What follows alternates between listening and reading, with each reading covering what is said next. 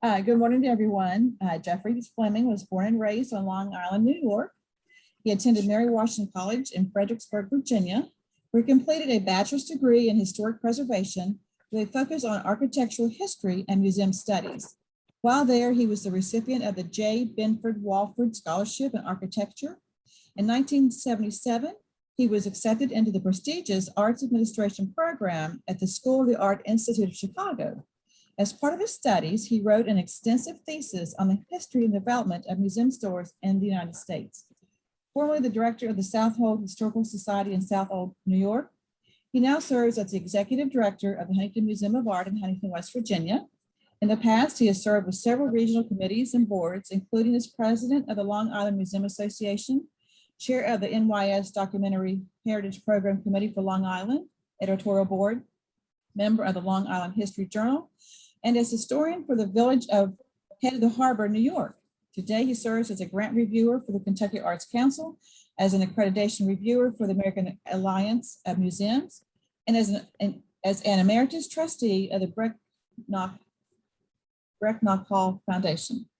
He's the author of 24 books and catalogs documenting the art and history of America, including A Shared Aesthetic, Artists of Long Island's North Fork, Charles Henry Miller, N.A., Painter of Long Island and Urban Ramsey Wiles, N.A., 1861 to 1948, Portraits and Pictures, 1899 to 1948.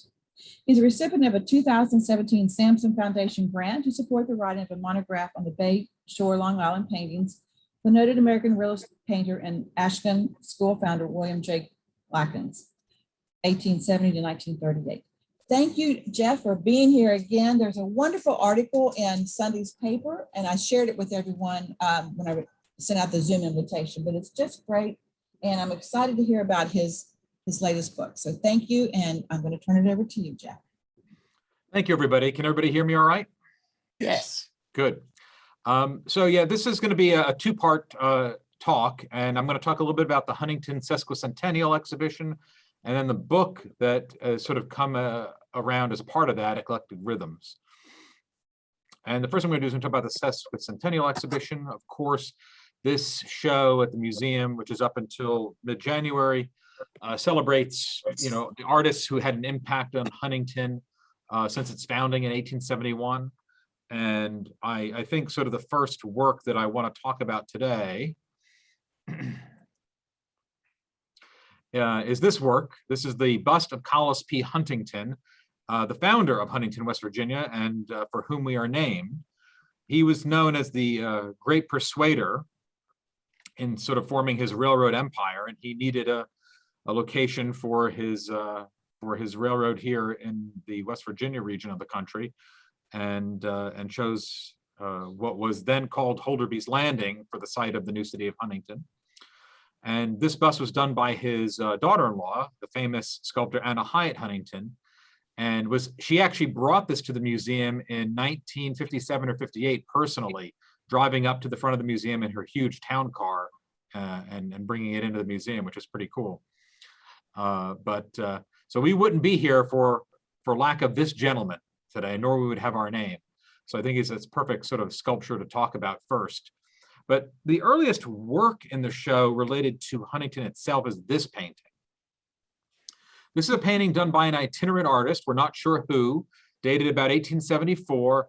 And this shows the east end of what we know today as Huntington from across the Ohio River. So can you see my cursor moving? Yes. Okay, so what we have here is we're in Ohio over here looking across the river. You can see the steamboats going by, and this is the east end of Huntington. So if you're thinking about Marshall University, this tower here is Marshall Academy, right there. Here in the foreground is the Ensign Car Works. In the back here, where the smokestack is, this is the C&O Railroad Yard. And what you can see is there's two trains in this painting. Here's one train here with its smoke, and it's zooming off, heading out of town. And here's the other one zooming down to the Ensign Train Works right there, which had opened in 1872 on the banks of the Ohio. And of course, Guy and Dot would be over in this direction today. So most of what we think of as downtown Huntington is actually behind this hill here on the right-hand side of the painting. But this is the earliest view of what became Huntington and shows you how incredibly rural it was and how it was broken up into farm fields by those residing here. Now, we have to think about Marshall College as being one of the big impetuses for people such as artists to come to Huntington. And this is a work called The Construction Workers by Arthur Sidner Carpenter, who went to Shepherd University up in Shepherdstown, West Virginia. And he served as a professor of art at Marshall University and as head of the art department from 1952 to 74. And he was only the third person to lead that department. And Marshall University is going to be a way that many artists are drawn to Huntington over the course of its history. So the art department is founded in 1902 by Edwin Myers. And from that point forward, there's all sorts of people who come to Huntington to teach in the art program at Marshall University. One of the other people who came was Marion Vess Fors. And most of you may recognize this location. This is the Baltimore and Ohio Depot in Huntington. We know the building here on the right as the CVB today. But you have to think about in the day when there were railroad tracks lining the front of that because that was their freight station in Huntington. And Marion Vess Fors was actually born in Knoxville, Tennessee. She attended the University of Tennessee and Yale University and was known as a muralist. And most of us in Huntington today know her from her mural in the Morrow Library, which represents Marshall University, West Virginia literature and American literature. But she was a professor at Marshall from 1931 to 1934 as an instructor first, and then as an assistant professor of art from 33 to 38. She eventually left town to go teach elsewhere because both she and her husband taught at Marshall, but West Virginia passed a law during their tenure that said that spouses could not be employed by the public universities in the state at the same time. So she actually had to resign from her position so that her husband could keep his job at Marshall. And they eventually left town and went to other places. But she was actually one of the great the women artists who worked in Huntington. This is a wonderful watercolor by her. And as you may be able to tell, most of these buildings that we see here today are all gone that surrounded the station.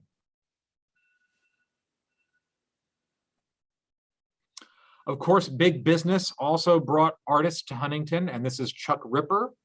And Ripper was drawn to Huntington by the Standard Printing Company, which was run by one of the founders of the museum. And he started here as head of the art department in 1953. And then he went off to work on his own eventually. And he did a lot of things that you may be familiar with, including covers for LL Bean's annual catalogs, and also his famous US postage stamp series, which he participated in 1980 and 1987. And his series were among the most popular of those years. He also created over 1,500 illustrations for Peterson's famous field guide to birds. And this is a work in the museum's collection. This is probably an LL Bean cover. We haven't quite tracked it down, but it's likely it is. It just has that feel. And in addition to Standard Printing Company, we also had other firms like D.E. Abbott, which we're going to talk about later, which attracted a lot of artists to the Huntington area. Something that's interesting about, the collection at the museum and things that we see things that get repeated are, of course, images that relate to stratigraphy and extraction. Of course, West Virginia, since the late 19th century, has been built on extraction as one of its major businesses, of course, in coal and stone and other things. And this is a painting by Ruth Etling, who is a Pittsburgh-based artist. And also studied at the Rhode Island School of Design located in Providence, Rhode Island, and then at Marshall University, where she was a professor. She was also an art instructor for many years at the Putnam Junior High School. And she also taught in the Huntington Museum of Art's early education programs and also worked with the Tri-State Art Association. And this is her work called Rock Forms, which is part of the museum collection. What many of you may not know is that early on in the history of the museum, we had a retinue of artists that would show their work from the local area in a small sort of local artist gallery, which unfortunately doesn't exist anymore. But they had a lot of little mini solo shows up at the museum. Another one of these local artists whose work also features themes of extraction is this work called Union Sand and Gravel by Olga Thabit. Thabit was actually born in the Ottoman Empire and then first moved to the Syrian colony in Brooklyn, New York, and trained at the Art Students League. And sort of worked as a commercial artist in New York before coming to Huntington in 1922. And she helped run the WPA era Huntington Art Center Association, which brought art classes and shows to Huntington during the era of the WPA and the Great Depression. And this is a wonderful painting. We've also wondered where Union Sand and Gravel was. None of us are quite sure, but it's a wonderful example of her work. And one of the wonderful things about Olga Thabit was she was one of the early proponents in the 1940s of there being an art museum established in Huntington, West Virginia. So really neat. This is a favorite of mine. This is called The Cliff Dwellers, and certainly shows how the extraction industry can transform a landscape. So here we have a little community of houses on the hillside here with the road that now stops because it can't go where it used to go anymore. And we've got all these levels of stratigraphy going down to the bottom where this giant crane is being used. And this is by R. Campbell Neal. Neal was born in Huntington and attended Marshall University, where he studied in the art department under people like Marion Vest Fors. He was a commercial artist, and those of you who may remember, he was the owner and manager of a sign company here in Huntington that did commercial neon signs and advertising displays. But he was an early member of the Tri-State Arts Association and was a regular exhibitor in their shows. And this is a wonderful piece from the mid-1960s that's in the museum collection. Now, as we move on to the history of Huntington, of course, you know, the 1950s and 60s come in and we start seeing abstraction making its appearance in Huntington. This is an untitled print by Annette Poland, who is a Huntington native, who went to Hollins University, where she received her BA in art history, then studied in Paris, France, and at the Corcoran College of Art and Design, where she became a distinguished lecturer in art, and where she served as a professor for nearly 40 years. And her works have been exhibited around the world. But she's best known as an instructor there at the Corcoran School. And this is, as I said, is an untitled print in the museum collection. And we see other locals delving into abstraction, even in sculpture. Here's a work called Red from 1965 by Jim Collins. Again, born in Huntington, attended Marshall, then the University of Michigan, and then Ohio University in Athens, and sort of went into public health education, but then decided that he was going to go into art and received his MFA in sculpture at Ohio U. And from the mid-60s to the early 1980s, he was a professor at the University of Tennessee at Chattanooga. And his sculptural works have been exhibited all over the United States. And what's neat about this work is we bought this not long after it was created, because it's shown in a photograph in the museum on display around 1965 when it was created. So it's been here in our collection for a long time, and that's painted wood and copper, which is what it's made out of. We also see abstraction in glass making. Of course, Huntington and West Virginia itself has been a big glass making area for decades. This is a work by Wayne Husted called Vase 597. Husted was born in Hudson, New York, studied at Alfred University, and he succeeded Winslow Anderson at Blenko as their chief designer, where he spent a decade where he created over 600 designs for the company, which are known for their sculptural quality and architectural scale. And this is one of my favorites. I love this little vase with all these wonderful knobs of purple glass that have been attached to it. Husted later moved to California, where he's worked with a number of different glassmaking concerns. And today he's actually known for his blog, where he talks about his days of designing and making glass across the United States. So you can actually listen to that. Two other great artists who came to Huntington to work in the glassmaking industry were the Moretti brothers. On the left is Alessandro Moretti's work, Marine Life, from 1978. And on the right, the seated figure in 1970 by his brother Roberto. They came from a glassmaking family. Alessandro studied in Murano there, and actually eventually worked at the Sagusa factory before he was tempted to come to West Virginia to work for Pilgrim Glass Factory. And then he pulled in his brother Roberto, who followed him here a number of years later in 1958. And they became well known for these sort of abstracted forms that they created here in West Virginia.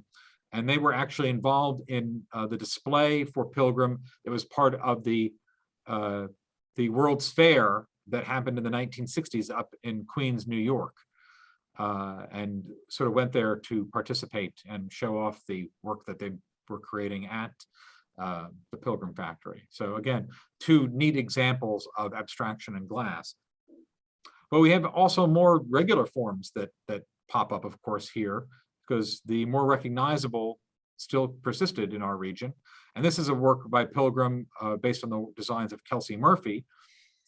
Kelsey was responsible for really creating the cameo line at Pilgrim. And this is a 6-layer vase, and it depicts scenes around Huntington, West Virginia.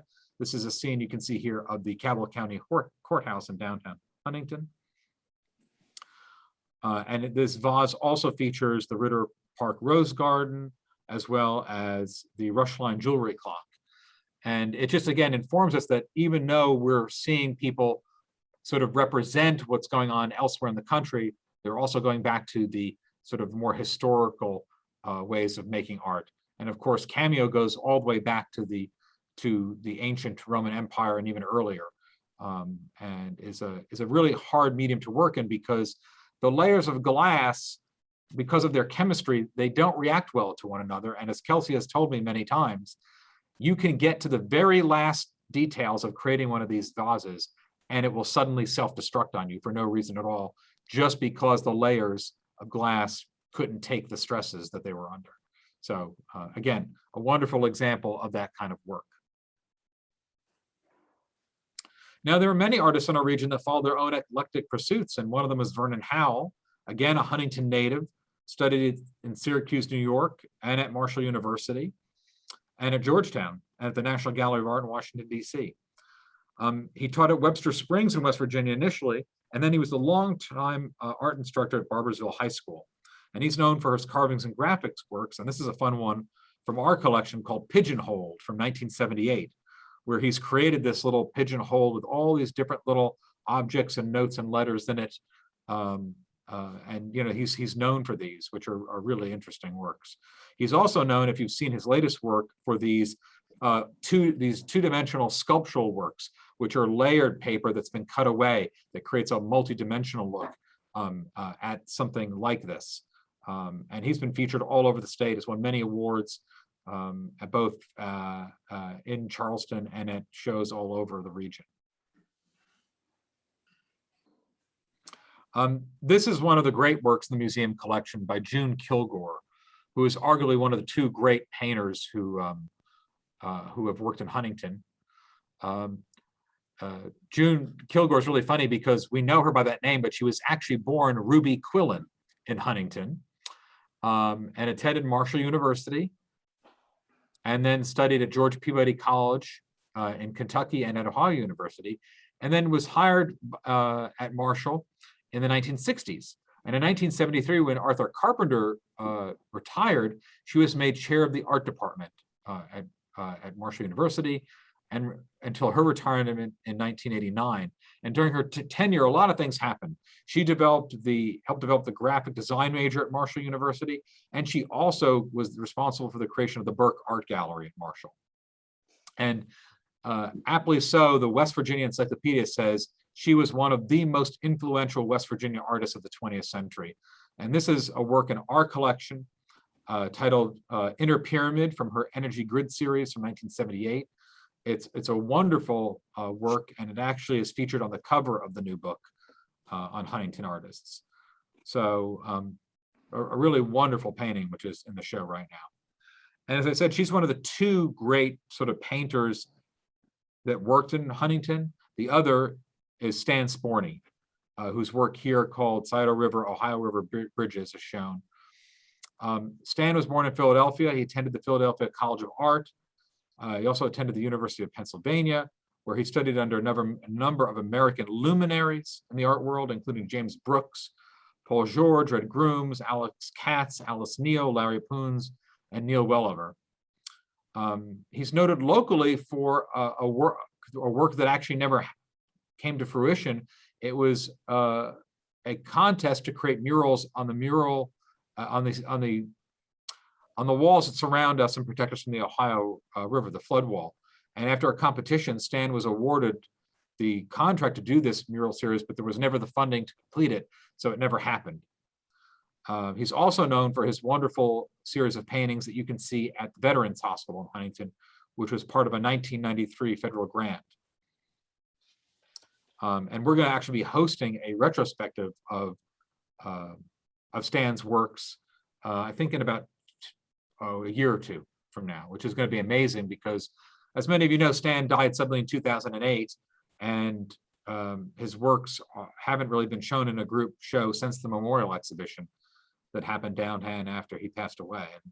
And, for many years, we didn't even have a work by Stan. This one was donated just a few years ago. But I'm delighted to report that we've actually acquired several works from his famous New Orleans series, which will come out for that retrospective, which are pretty amazing, including sort of the famous painting called Jesse Helms Covers the Queers, which caused a big uproar at the museum when it was shown in exhibition 280 back in the 1980s. And we're really excited to get that painting back here to Huntington. And as I said, those will all go out for the retrospective. So watch for that because it's going to be a great show. Another favorite artist of Huntington's is Adele Thornton Lewis. And this is her painting Fishing Buddies from the 1980s. Again, born in Huntington, attended Marshall University, studied chemistry, but never finished her degree because she was much more interested in pursuing art as her career. And she studied locally and under a lot of the local artists, including Marion Vestfors and Arthur Barber and Arthur Carpenter. And in West Virginia and Huntington particularly, she's known for a couple of very important works. One is the portrait of Cam Henderson, the Marshall University basketball coach, her official portrait of former Governor Jay Rockefeller, which hangs at the Capitol, and her portrait of Brigadier General Charles Chuck Yeager, which hangs at the airport, I think.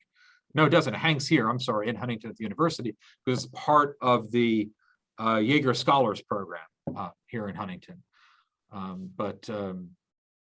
Adele's works were very popular, remain popular here in Huntington.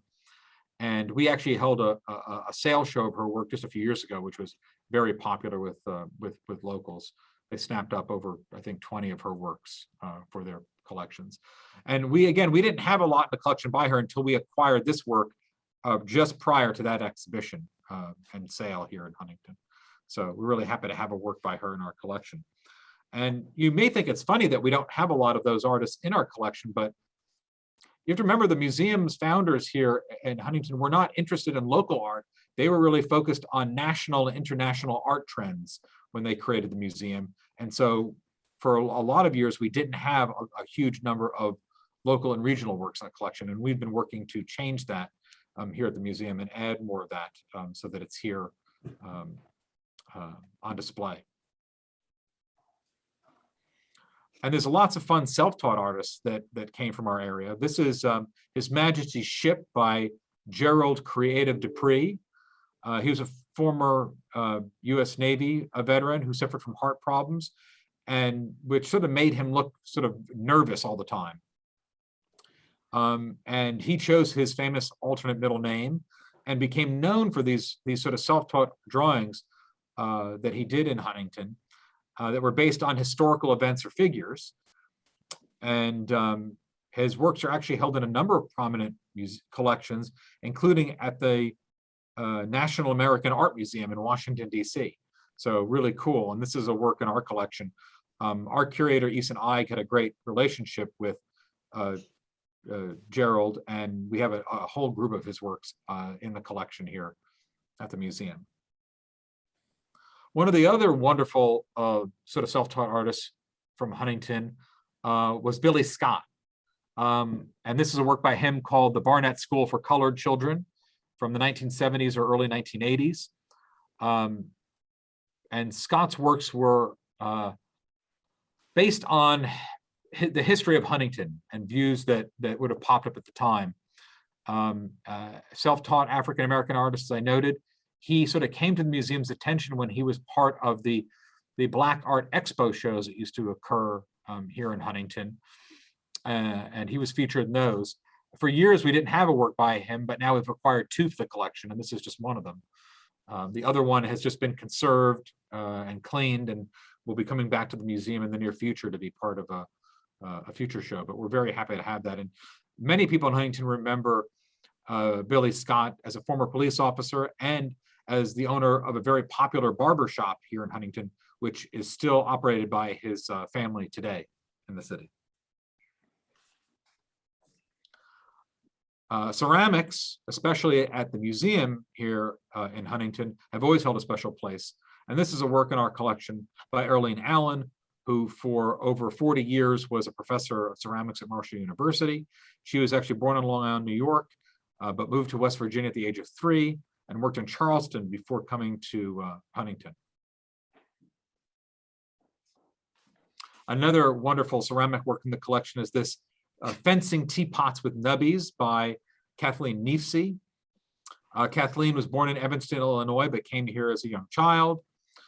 She studied at Clemson University, at Marshall, and at other locations in the American South. And since 2000, she has served as the ceramic artist in residence at the Huntington Museum of Art and has helped to organize the Walter Gropius Master Artists from the ceramic field, which have come to serve in that program here at the museum. So these are two of my favorite ceramics in the collection because it's just so fun to see the teapots sort of dancing around and fencing one another. As I said, Kathleen is served for over 20 years now as the artist in residence here at the museum, and is really a favorite among the many schools, both adult and children, who come to study under her in that program. And even Huntington can even claim a Grammy Award-winning artist as one of its own. This is the print Mutability from 2014 by Don Pendleton. Don is from Ripley, West Virginia, but he lived in Huntington for 16 years, and he's known for his skateboard designs, which have made him famous all over the world. And he's done designs for all sorts of companies, including Logitech, Mountain Dew, Nike, the New Belgium Brewing, and done work for tons of different skateboard companies across the country. And he designed an album cover, which is what won him his Grammy Award. And Don is a great friend of the museum. He's taught here as part of the Master Artist Series. And there's a huge mural which he designed for the museum, which is actually on the wall when you come in to the front door, which is really cool. We've also carried his prints when he's created them in the gift shop, and we're talking with Don right now about designing a new print, which will be carried exclusively in the gift shop. So watch for that, because that'll be a cool day. They sell out very quickly when we have those prints. Now, we've had a number of important African-American artists come from Huntington. And this is a work called Remission from 2009 by Elaine Blue. Elaine was raised in Huntington. She attended the Pasadena City College in Pasadena, California, Marshall University. She was the founder of the Huntington Theatrical Ensemble and was a well-known artist in the Tri-State Art Association, showing her works at the Renaissance Art Gallery. And her paintings often show works that relate to her, to the suffering of others from cancer. And this is actually a painting from her own bout with cancer that we're showing here. And also things that relate to African-American history in the region. They can be anything from lighthearted works highlighting social problems such as abuse and neglect or poverty, to works that relate to her cancer survival. And we actually had a solo exhibition of her works at the museum in 2011, not long before she actually passed away. So again, neat painting that's part of the museum collection. This is a textile work called Inspiration, Facing East from 1996, and this is by Teresa Polly Shellcroft. She was born in Huntington, studied at West Virginia State University, Marshall University, and also at the University of Pittsburgh. And she, for many decades now, she has taught in California, both at the Hesperia Unified School District in San Bernardino and at Victor Valley College in Victorville, California. And she's known for these textile works. And she was selected as one of the artists whose quilts traveled the United States as part of the celebration surrounding President Barack Obama's inauguration in 2009. So we're very excited to have this work in the museum collection. And we just acquired this in the past few years. So very happy to have it here. And the final work in this part of the talk is by Tina Williams Brewer. Again, another Huntington native, an African-American artist. This is her work called Sing for Me, O Gauley Bridge, about the Gauley Bridge disaster. She attended the Columbus College of Art and Design and is known for her story quilts, which explore African-American history and culture. And this one is really interesting because it's all about the construction of the tunnel in West Virginia, where all the miners were exposed to the silica that they were blasting through the mountainside, and many of them got very ill and eventually died of their illnesses. So a wonderful quilt that's in the collection. Her career has just taken off like crazy, and she's one of the great African-American textile artists working in the United States at this point. Now I want to talk a little bit about the book, Eclectic Rhythms, the Artists of Huntington, West Virginia. This is an image of Chris Petty's, the famous art historian who wrote the first great biographical dictionary on women artists. Chris's family are the ones that funded this publication. And it was really a labor of love because when this project started, it was based on a question here at the museum. Our grant writer, Tim, approached me and was talking about writing a grant where he wanted to say that Huntington has always had a lot of artists in it and been an arts community. And I said at the time to Tim that I don't think there's a reference on that. And I don't know that I can be of any help because I've never seen anything that would help you do that. And so Tim stood there for a moment and looked at me, and then he said, well, you should get on that. And so his little funny comment at the time led to this project sort of moving along in my spare time. And really it was meant to be just an internal document for us to use until we connected with this donor from the Petty's family who really wanted to see it turned into a book. And that's what it became. It's really a biographical dictionary of about 600 artists that we know lived in Huntington, West Virginia at some point during their life. So they could have been born here, they could have lived and worked here and gone to school here. And so that seemed to be the only way to really sort of limit it, as trying to figure out about all the artists who may have just passed through, here and there would have been really difficult. So I want to talk about a few of the artists that I didn't talk about in the first part of this that were part of the exhibition that are interesting and that sort of have helped define, the arts in Huntington. And one of them is Darwin E. Abbott. And this is a copy of one of his catalogs. And Abbott was a photographer who came to Huntington early on, and he created this picture company that did photographs, did tinting, and also designed and constructed frames. And his company became enormous, and it shipped out its catalogs and its goods across the United States and the world. He had salesmen that traveled across the country selling his frames. And it was his company that brought a lot of artists to Huntington who were designers who not only worked at creating the frames, but also worked as the tinters and colorists in the photography division of the company. So it was located at the west end of Huntington, and remains of it can still be seen there today, that the company no longer exists. But Abbott was really one of the first big companies that drew a lot of artists here. And what we find are the artists that came to work for Abbott at the beginning of their careers and then left to have careers elsewhere. And there are artists who came to Huntington to work for Abbott after having an artistic career who did it sort of as their sort of end of life retirement career to work for him. So really an interesting person and an interesting business in Huntington. Another one of the great artists who came to Huntington to work was Joseph Jablonski, who was the second head of the art department at Marshall University. And this is his etching, Rockport, 1926. He was born in Poland, but he settled in Rochester, New York.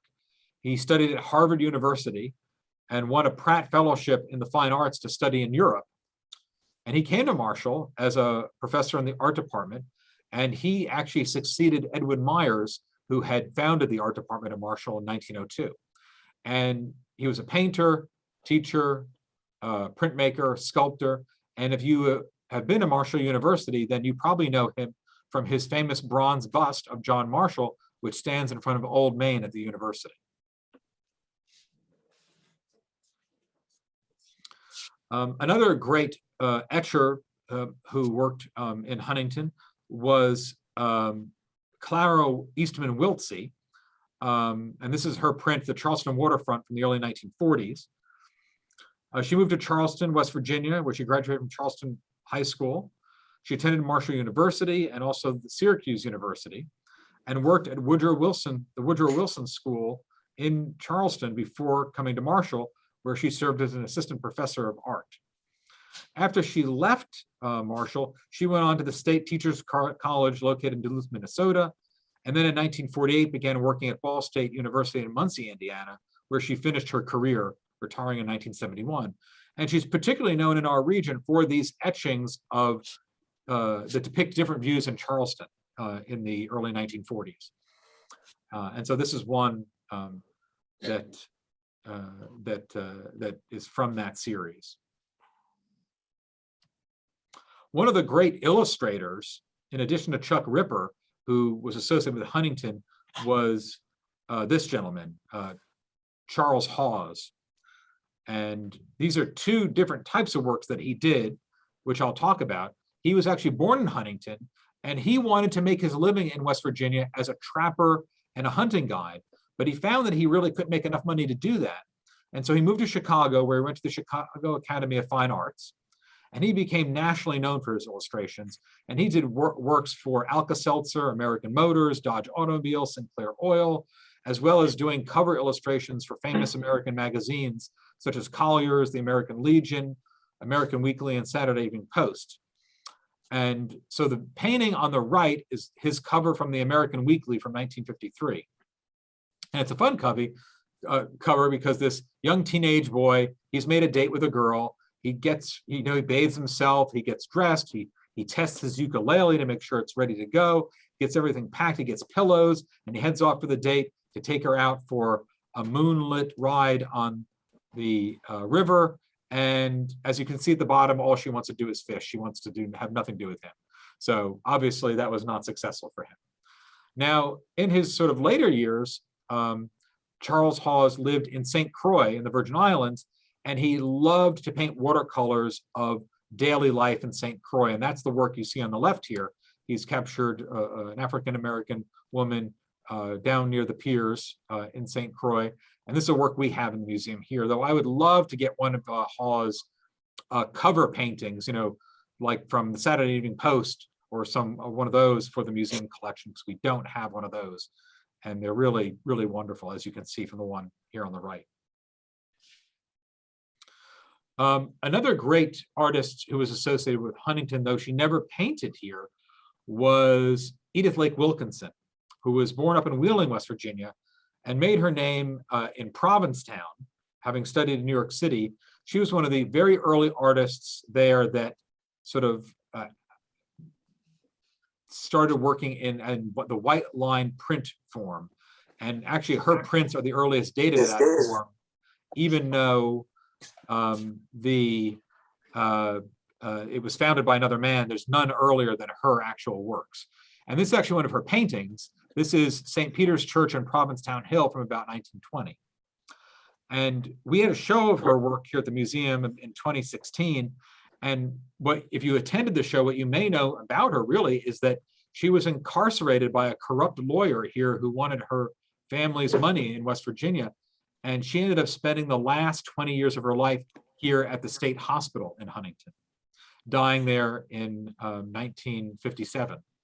And when she was there, she wasn't allowed to do artwork. She was only allowed to do little crafts. So her painting career ended when she was incarcerated for first in Maryland at a facility, and then finally here in Huntington. And so it's a really sad story. And you can actually watch the documentary about her called Packed in a Trunk, the lost paintings of Edith Lake Wilkinson that her niece created, which was up for an Emmy. We showed it at the museum while the show was up, and it was really amazing. And so, yeah, a great artist who's associated with our city, though for very sad reasons, not more positive ones. Now, when we get to the 1950s, the creation of the museum is another catalyst for art and artists to come to West Virginia. And this is a photo in the early 60s of school children lining up to go into the Museum of Art. And this, another photo is from the late 1960s, and this is showing the front gallery set up for a show at that time with the original reception desk there in the foreground. And what's amazing is if you look there in the foreground, you see that they used to have a record player to play music in the galleries when you were visiting. So, you know, pretty amazing. Anyway, as I said, the museum began to be a draw for artists, you know, building on what both the businesses like Darwin Abbott and Standard Printing had done earlier and what Marshall University had done after them. And so we get a lot of artists who sort of have their first day at the museum. And this is a painting called Freedom March from 1965. This is by the self-taught artist Melvin A. Booth, who was born in Ohio, but whose family moved to Huntington early in his life so that his father could operate a grocery store. And he actually followed in his father's footsteps and opened up his own grocery store in Guyandotte. And he was discovered by the curator and director here at the museum in the 1960s when he was part of a show. And very soon after, the museum gave Booth his own solo exhibition at the museum. And he created about 300 paintings during his life, and they're all about his memories of growing up in rural West Virginia. And so this is a really wonderful painting that is part of our collection here at the museum. Another one of the artists who became associated with the museum and actually whose widow benefited the muse greatly were Steve Wheeler and his wife, Sarah. And this is an Italian view by Steve Wheeler called the Sottoportago della Malvasia Vecchia that he did in Italy. And Steve was actually an engineer by training from Ohio, but he met his second wife, Sarah Slack, and the two of them were artists, and they used to show their works both at the museum and with the Tri-State Art Association. And for many, many years, we used to sell Steve's original paintings in the museum store at the museum. But after his wife, Sarah, died, she left a huge trust, which benefits the museum to this day, which allows HMA to buy paintings for the museum's collection. So that's so important. If people don't leave us money to buy art to enhance the collection and to increase our local holdings, we can't do it. And we need people like Sarah Wheeler. And so we're very happy to have had that relationship with both of them and to be able to continue that tradition to this day. If you saw the show that just closed a few weeks ago on the Wheeler Trust, we celebrated that gift by showing dozens of paintings that we've bought with the money that Sarah's creation has allowed at the museum. And another funny little story is when we renovated the museum store a few years ago, we found stuck in a corner a couple of Steve's watercolors that had been there probably since the 1980s that were forgotten about and it got buried. So pretty funny. This is a favorite work of mine. This is a watercolor called The Wise One from 1967 by Mildred Loiterman. Mildred was from Logan, West Virginia, and studied at the Trapegan School of Fashion and was associated with the Tri-State Arts Association, as well as the Allied Artists of West Virginia. And her claim to fame, actually, is that she did the drawing that was on the cover of the program of the 1970 memorial tributes program that was created after the Marshall plane crash in 1970.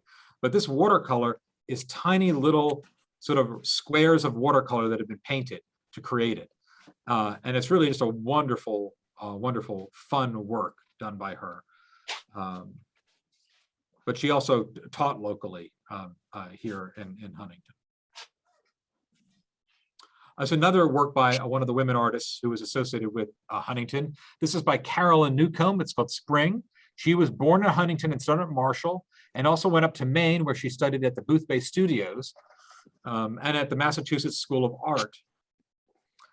In Maine, she worked with the painters Frank Allen Booth and also studied at Kennebunkport. At the Huntington Museum of Art, she studied under the painters Arnold Blanche and Fletcher Martin, who taught as part of the museum's studio program. She taught at a variety of schools in Huntington, including the Monroe School and at Kamek Junior High School, where she was the art teacher for over 20 years. And talking about artists in residence, many of you know about the Walter Gropius Master Artist Program at the museum, where we bring in a different master artist annually to give a lecture, to have an exhibition, and to do a 2 to 3 day workshop for artists. Before that program existed, the museum used to bring in artists in residence who would spend anywhere from a year to 3 years living in Huntington and working at the museum and teaching. And this is a work by one of those artists. This is a work, an untitled abstract by Fred Gross. Gross was born in Buffalo, New York, studied in Syracuse and at the New School for Social Research in New York City, was a documentary photographer for the Army before studying art. And he was actually the artist in residence here at the museum from 1969 through 1971. He did lots of abstract works like this, but he also did a huge stained glass window, which you can see if you visit the art library here at the museum. After he left Huntington, he was actually the visiting artist at Drake University in Des Moines, Iowa. Another one of these artists who came before the Master Series and was an artist here at the museum was Klaus Ihlenfeld, the sculptor. And this is his bronze Venus, which is in the museum's collection. He was born in Berlin, studied in Europe with the noted sculptor Hans Ullmann before he came to America in 1957. He settled in North Carolina, where he met the director of the museum there, who introduced him to the noted sculptor Harry Bertoia, who he studied with. And of course, we had that wonderful connection here in Huntington with Harry Bertoia because he designed the memorial fountain at Marshall University. Ihlenfeld was the artist in residence here in the 70s at the museum before he ended up going to Pennsylvania, where he still has his studio to this day. This is a great artist. He's one of the few artists I've actually put in a picture of, and that's him in the center there leaping in a ballet move. This is Ron Fowler. And Ron was born in Kentucky. His father was an Ashland oil executive, but he actually worked here in Huntington and studied art here for many years at Marshall and also in Washington, D.C., where he studied at the Washington Ballet School. He also worked in some early television's program for children called the Children's Television Theater Workshop. And in the 1980s, he moved to Provincetown, Massachusetts, where he did two different kinds of things. So on the right, you'll see he did works in a very traditional nature. This one, cranberry harvesting in rural Massachusetts. But then on the left, you'll see what he was also known for. He was known for his gay themed posters, which he did for the Provincetown Carnival, which is the big LGBTQ event that occurs in Provincetown every year. And he was so known for his work on the male nude that he was actually chosen as one of the illustrators for the 1992 book, The New Joy of Gay Sex. And so really two very different worlds that Ron Fowler worked in. And I love this photo of him in the middle. This is actually when he was associated with the museum. And you can see what a hippie he is. He's got those jeans with the embroidered flowers all over them, and embroidered flower on his shoulder, which runs down his shirt and wraps around his body. So a really neat character, because when I started researching him, nobody in Provincetown knew he had come from here, because he ran a gallery for years that he owned, and where he sold his own works right on the main strip in Provincetown. So a really neat artist. This is a cool abstract work called Paris from 1960 by Dan Breckenridge Moore.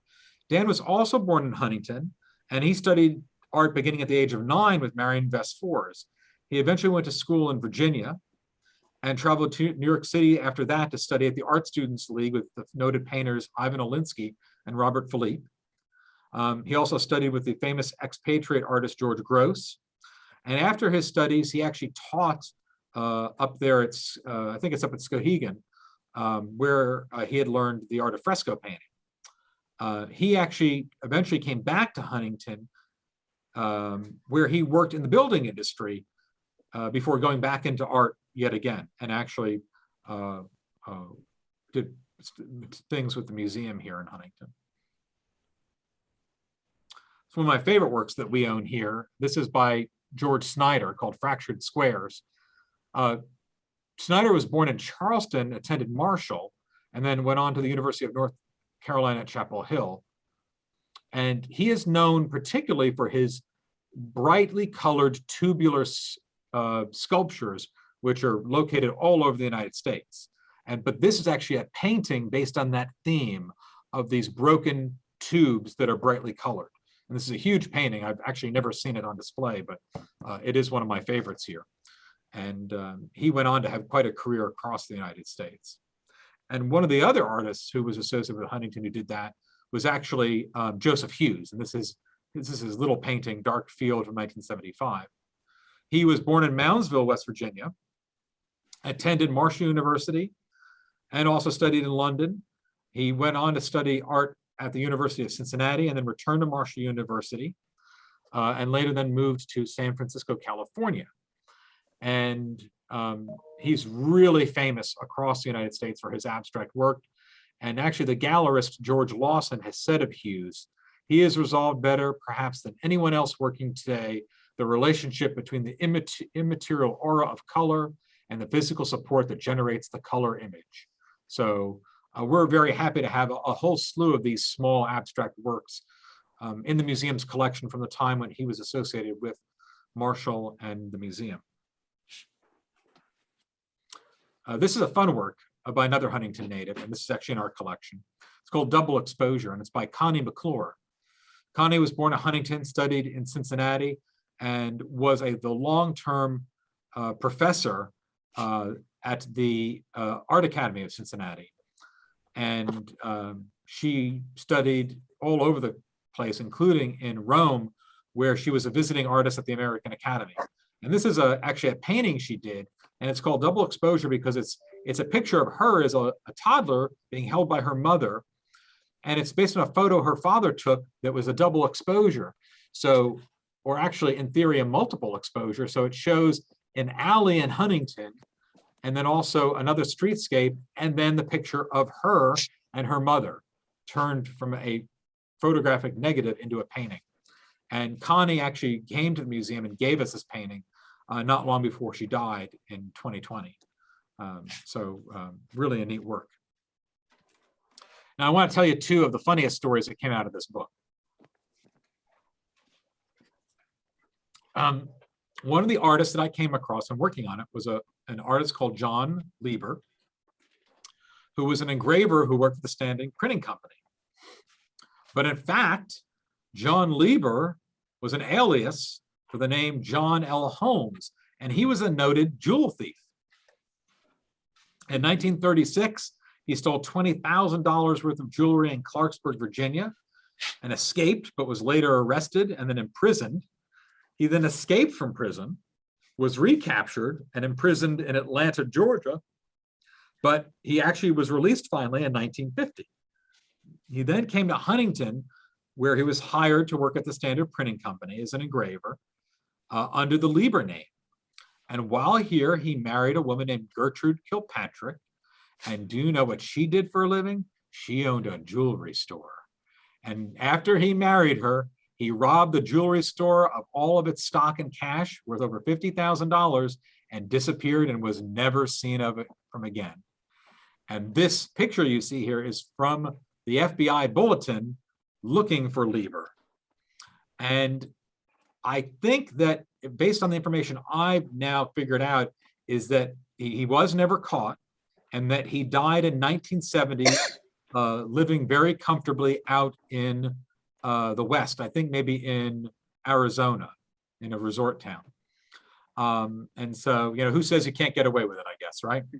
But a really funny story that came out of this book. And the final one that I'm going to tell you about is this one. And the painting on the left is called April Night from 1959, and it's by Helen Thompson. Helen Thompson was born in Pittsburgh, where she trained under Joseph Fitzpatrick. And then she attended the University of Pittsburgh and then studied with Arnold Blanche at the Art Students League summer school in Woodstock, New York, which is funny because Blanche would come here many years later to teach in the artist program at the museum. And when she and her husband moved to Huntington, she got interested in studying art further and actually studied here at the museum. And then in 1970, she divorced her husband, whose name was Sidney. And not that many years later, she began writing books, including this one, her first book, which you see on the right, called The Sensual Divorcee, which is about dating and sex after getting divorced. And it actually became a runaway bestseller in the United States. And the really funny part about it is in their introduction, Helen Thompson writes a dedication to her ex-husband, Sidney, with whom I could never have written this book, which is a wonderful hysterical way to conclude our little talk today. And I'm going to start my video and stop the share. I'm going to thank you for joining today, and I will be really happy to entertain any questions you may have about the artists of Huntington, West Virginia. I have one question, Geoff. When you mentioned Campbell, who was the artist? Campbell who, please? Art Campbell Neal. Art Campbell Neal. Art Campbell Neal. Okay, because N-E-E-L. Okay, because there's a Campbell Neal that is an artist in Huntington. He was my aunt's brother-in-law. Yes, and he's the same guy, and he is it the same one? Yeah, his actual first name was. I've got to look it up. Hold on a second. This is why it's always handy to have your reference material on hand when you're doing a lecture.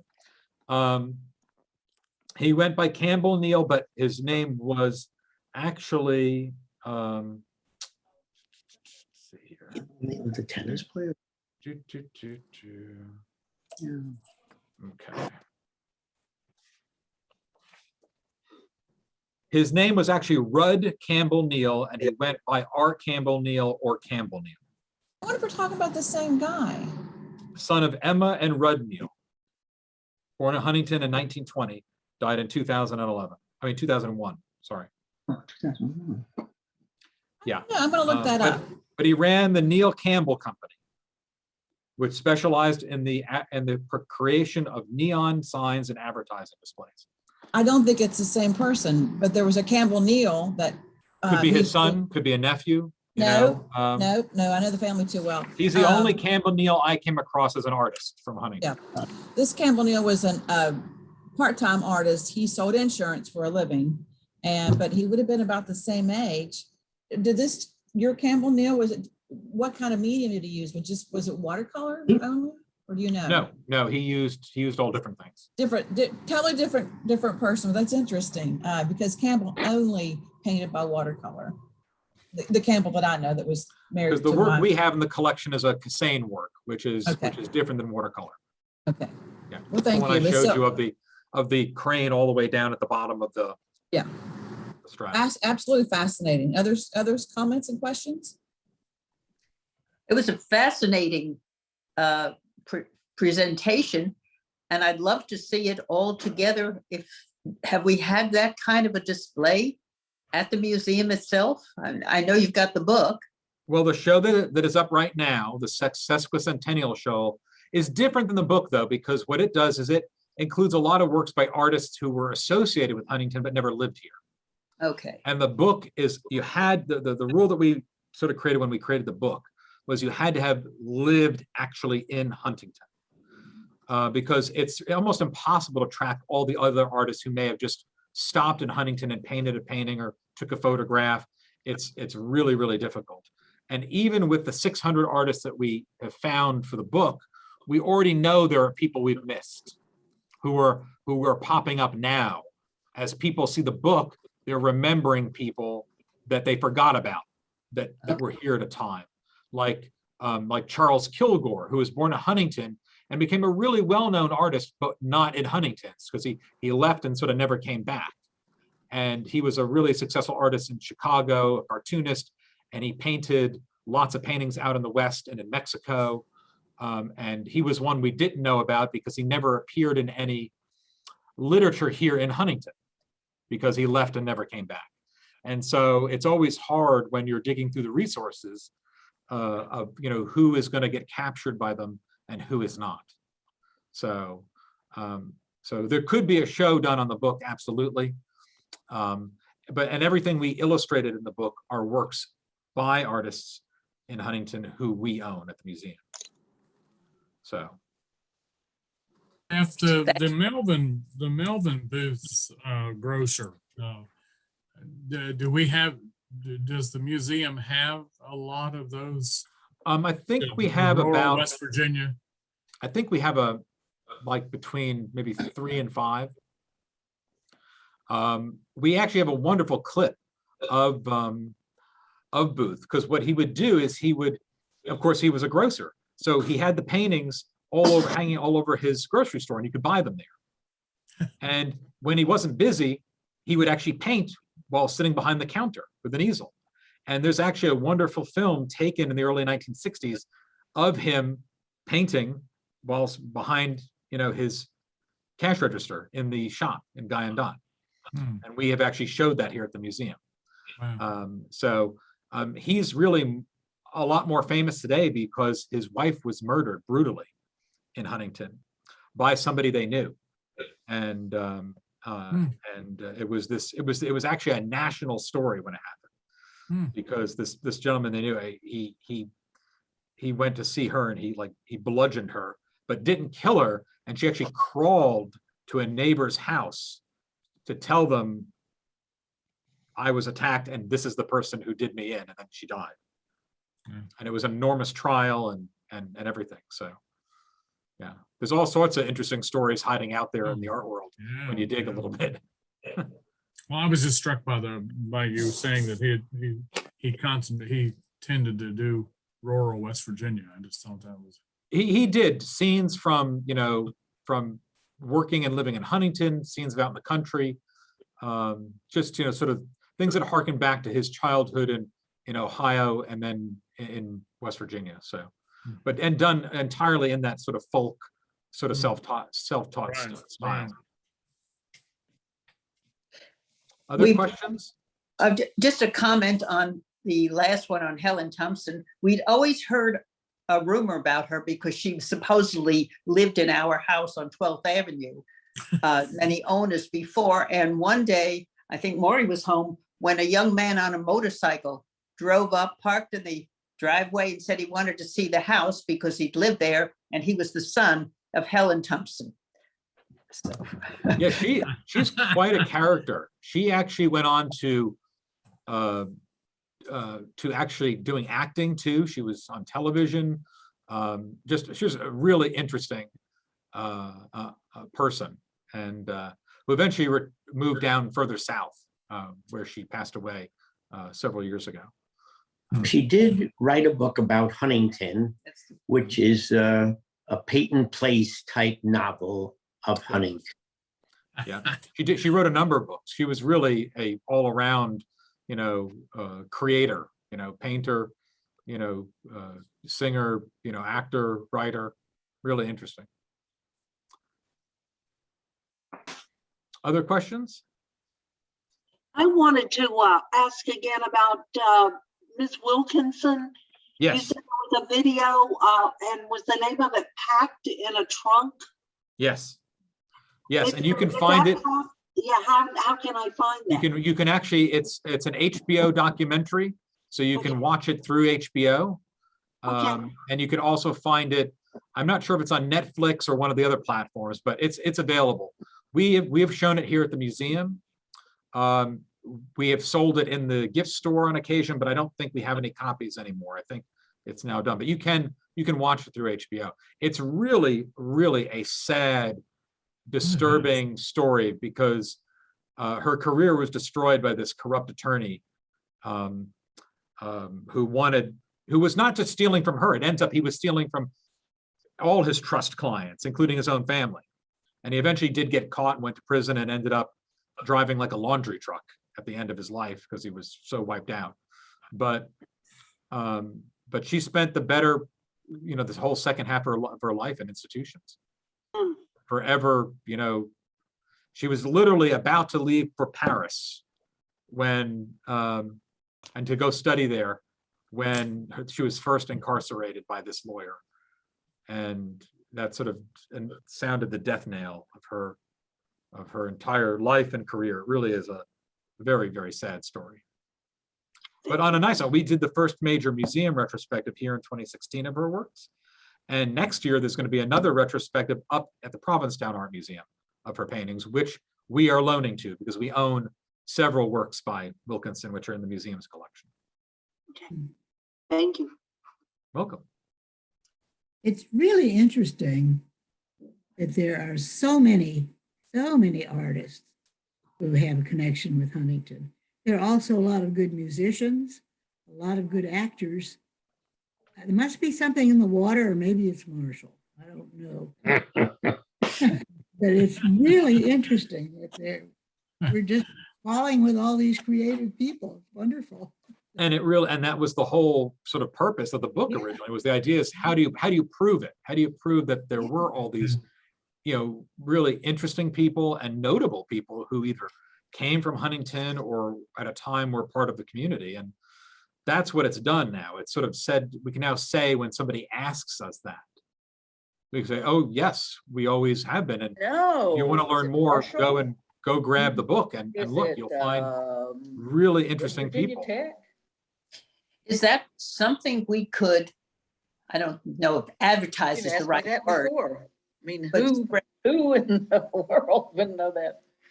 spread the word and try to bring in people from out of the area to let them know Wore that my this shirt at art breakfast scene- this morning.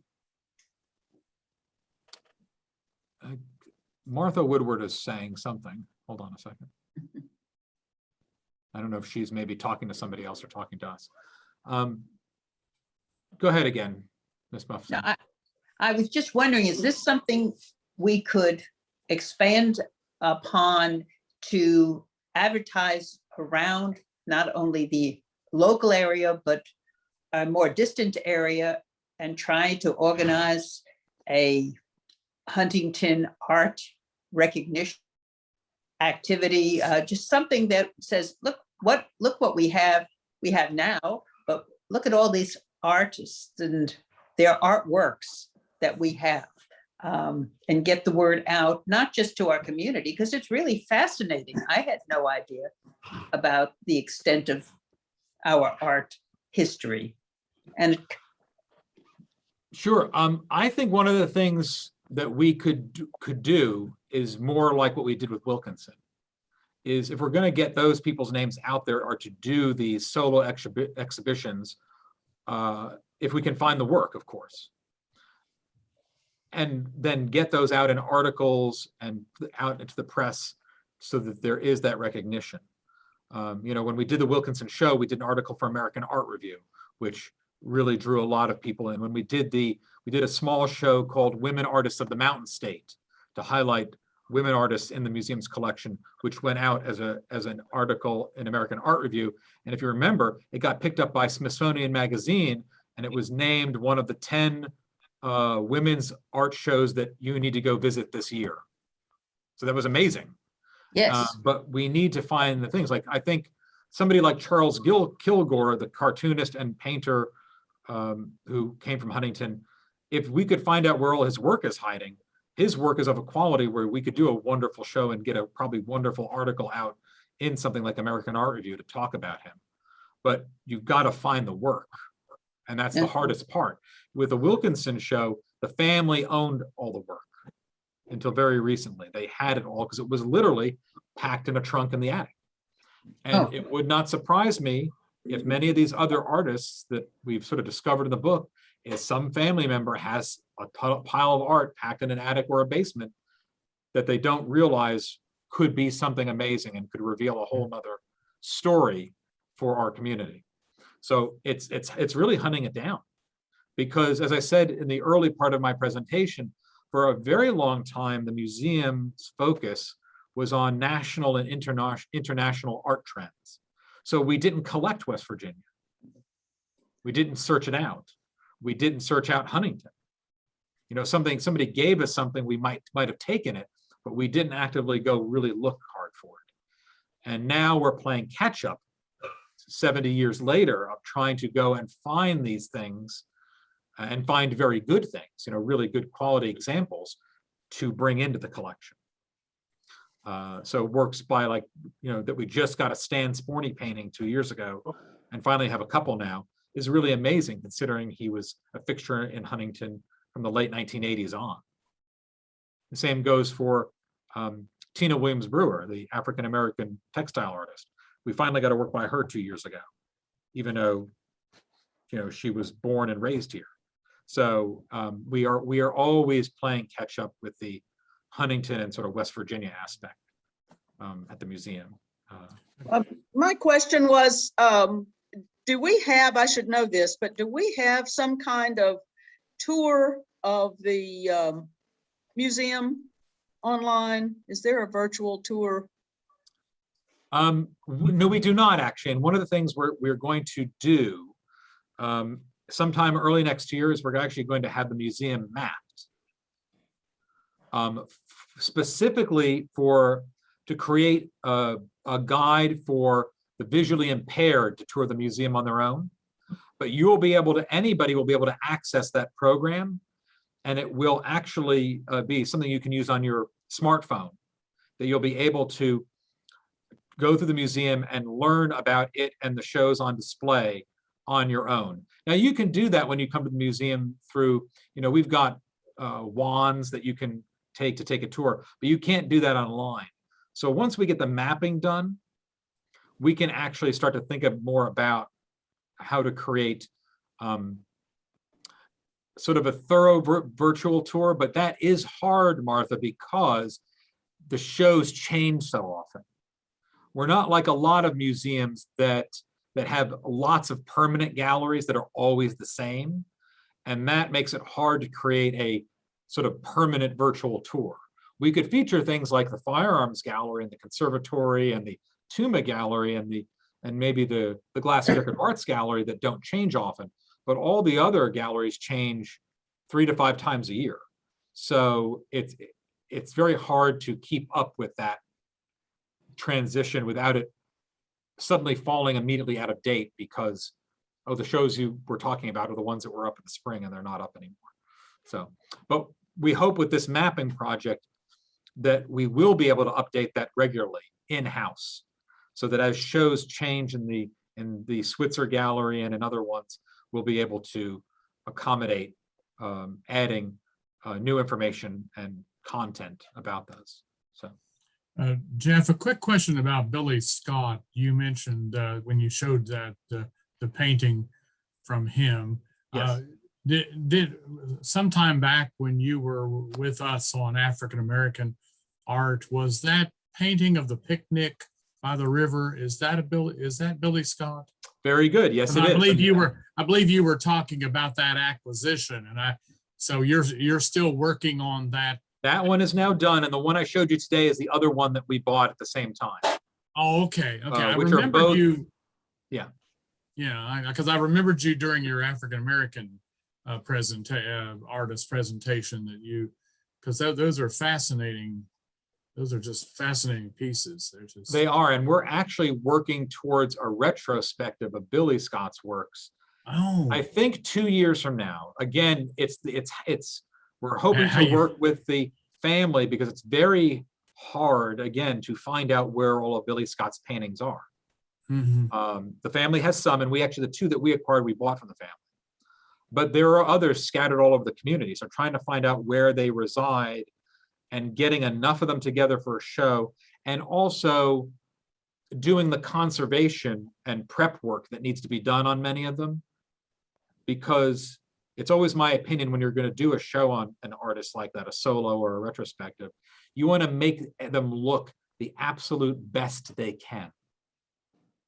So you want to pick out the best works to show. You want to make sure they're clean and well framed, and make sure they sort of, they really highlight the work of the artist.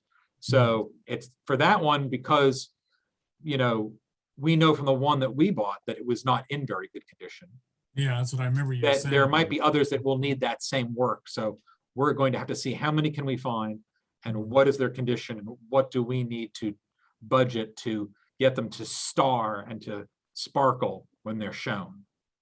Well, I guess that's always stuck in my mind ever since your first presentation around to us, because that Billy Scott's that painting of the picnic seemed to be such a prophetic social justice kind of a painting, and I just was fascinated. So, sorry. No, it is. And that's the nice thing about I think Billy Scott's, at least the ones that I've seen so far, is they're very approachable for people. It doesn't take an advanced degree to figure out what's going on. And that's what's sort of nice about them. You can see the story that's being told. And I think that's sort of what makes them so interesting. I know we all have those moments in museums when we look at something and we go, what on earth is going on? And it really, we have to struggle ourselves to try to figure it out. And I think his are very reachable for anybody who's just interested in art in general. And I think, again, if we can pull it off, I think it'll be a great show to do. But I think there's so many other artists that are going to get revealed from this project, as I talked about earlier. People we didn't know about who are going to suddenly, I had somebody who approached me the other day who said, I was looking at your book, and I was looking at Jim's bio, and I said, oh, wait a second. Jim had a friend named Chuck, who was an artist here for 4 or 5 years, and I totally forgot about him. He was a great painter. And, so that it's jogging people's memory in a way that an exhibit by itself won't necessarily do. And I think that can lead us only down even more fruitful roads in revealing people who have been here, who contributed to the art scene in Huntington. I wanted to ask, is Dixie Fisher in your book?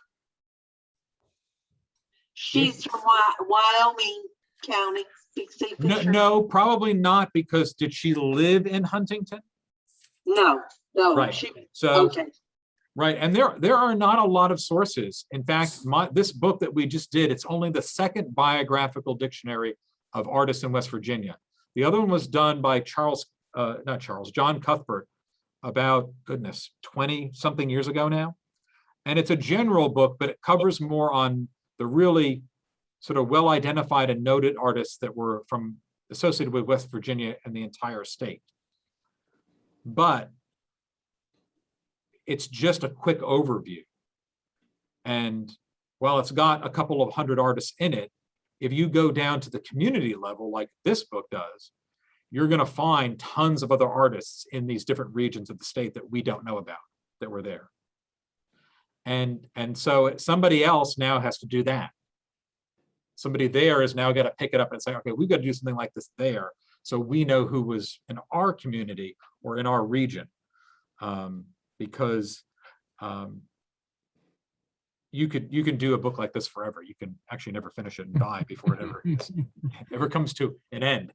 And to me, that's always the worst thing, because if it never happens, then nobody gets the information and it's not useful.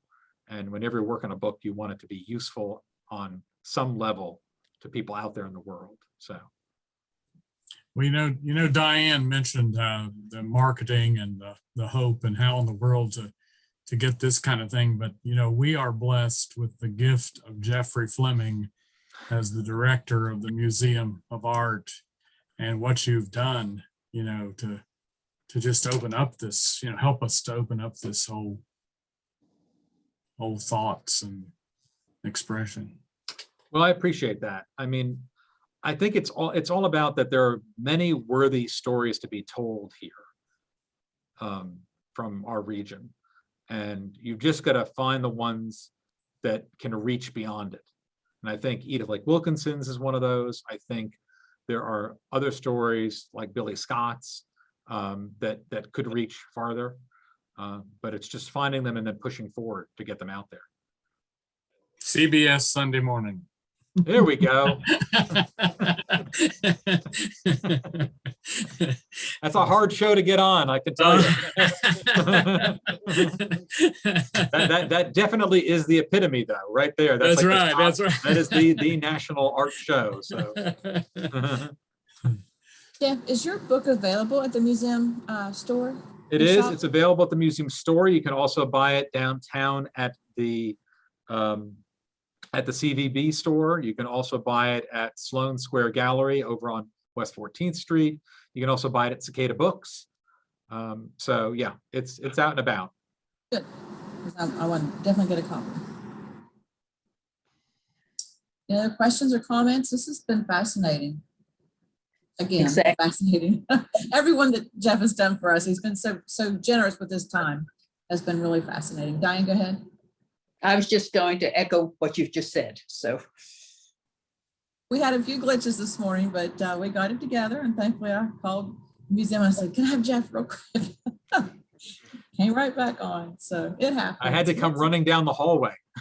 I heard the phone ring. I said to anyone, "Can you get Geoff really fast for me?" So, but thank you. This is just, I think we need to make you an honorary member of our lifelong learning program. I really do. I think we need to give you a complimentary membership. So I think we can work that out. Well, I'm happy to do it. I think it's always about revealing what happened. And, that's always exciting because it can only lead to newer avenues to explore. Well, as an historian with my master's in history, I'm always interested in history, and you've just delved into it and just brought it to life, the history of art in Huntington. And I know there's more out there. And like you said, more will be discovered just from this book. Oh yeah, I mean, one of the ones that I would love to explore in depth, if we could find the information, I don't know where it even exists, is during the Depression, as part of the Federal Art Project and the WPA, there was a group in Huntington, which I mentioned earlier, that existed, that Olga Thabit and a couple other people oversaw, to do art classes and to have art exhibitions. And there was a gallery that I think they operated called the Little Gallery, that brought in art shows from places like Cincinnati and other bigger places. I've never seen anything on it except for the brief mention of it in actually a flyer that we own here at the museum. What's it called? The Little Gallery? The Little Gallery, and the group was called, let me find it here. It's in the forward of this here. It's, let's see here. It was called the Huntington Art Center Association, and it was organized in 1941, and it was in business till probably for about a decade, probably until the early 50s. But I don't know anyone who has any information or documents or archival records on it. And I know that the Little Gallery showed a big Cincinnati art club show here around that time in the early 40s as part of that. So I think it would be fascinating to know more about that group and what it did and the shows it hosted and where it hosted the shows downtown. Yeah, it's one of those ones that will be hard to find, but it would be a lot of fun, I think. It'd be nice if there's some artists that are still with us during that and they were Huntington during that time. That would be interesting to find out. I'm sure you checked with Mora Library and the downtown Yeah. library. There doesn't seem to be much out there. I know we seem to have like the only thing that seems to have, survived at this point.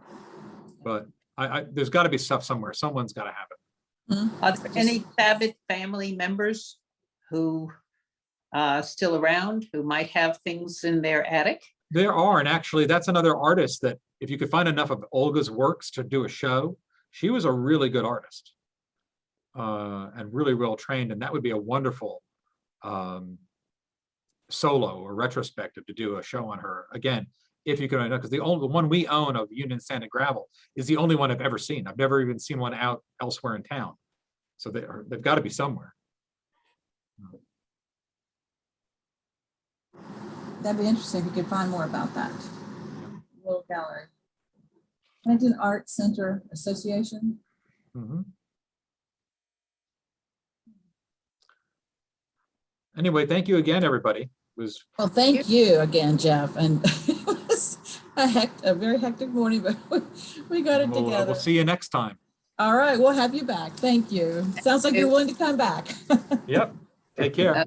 All right. Thanks, everyone. Good to see you. Have a great day. Bye-bye.